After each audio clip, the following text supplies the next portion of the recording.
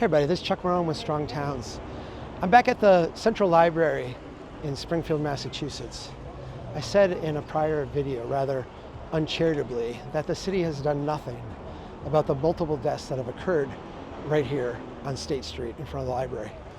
That was uncharitable because they have done some things. First of all, over the last 11 years, as more and more people have died in this location, they've done numerous studies of it, right? They actually went out and did a temporary design of the place, actually make it see what would work. They've studied multiple times. They've looked at multiple ways of fixing this problem or addressing this problem. What I'm showing you right here is the parking lot directly across the street. And the problem is that people leave the library, the parking lot's right across the street, and they do the logical thing, they cross right in front of them. It's 3.5 minute walk, 3 minute plus walk to go down to the lights and go across. The shortest point is between 2 points. The shortest distance is a line. Humans are crossing right here. We can stand here and observe it. Since I've been here, multiple people have crossed in this location. It kind of goes against human behavior to do otherwise. This is what people do. So how do you address this problem? What they've done so far is they put shrubs down here, right, to discourage people. You can see where people have walked right through here. They put up this decorative fence. Again, people just walk right through it. People are not dumb, right? They do logical things. You can say, well, crossing mid-block, Chuck, without any safety is dumb. Yeah, okay. I get it. But I mean, I think in weighing risks as we do each day, there's dumb and there's dumb, right?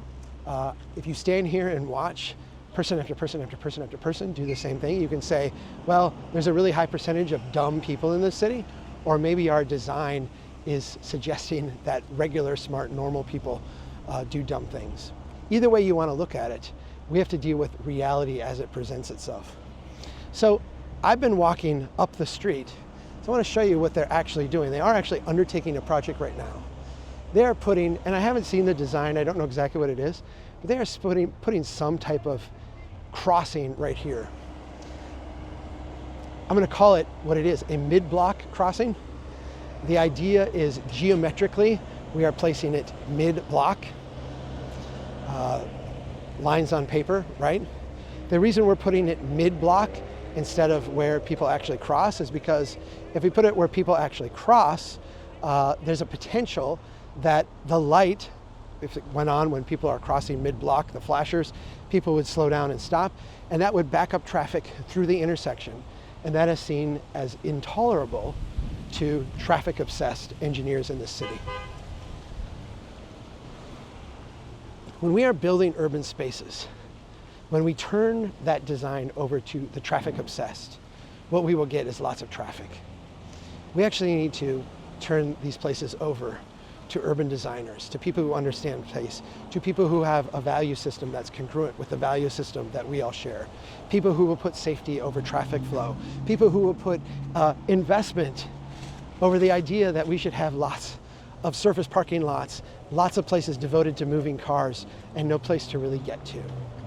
Places like Springfield are beautiful. They have so much potential. They have so many great things going on, so many great things that could happen, but they are stifled because they are overrun by the highway engineer mentality. How do we get traffic moving more quickly? How do we make sure there's no congestion? How do we make sure things don't back up? They've got one-way couplets all over this city, and they're disgusting. They actually ruin the place. This was the mindset of cities in the 50s and 60s. And we saw how this mindset gutted cities, destroyed their value. We are now in this renaissance where for the last 20 years, we've been slowly improving cities. We've been making them better places to live. Lots and lots of people want to move to and live in the nation's cities today. Places like Springfield are in that third tier, fourth tier of great cities. They're not a place that people are dying to move to, but I'm telling you, they should be. This should be a place that people are killing to move to. The housing stock is awesome. You want a brownstone here? They got them, and you can actually afford to live in it. You want to get on a train and go to Washington, D.C.? They got it like 4 blocks from here, a great Amtrak station. They've got everything here.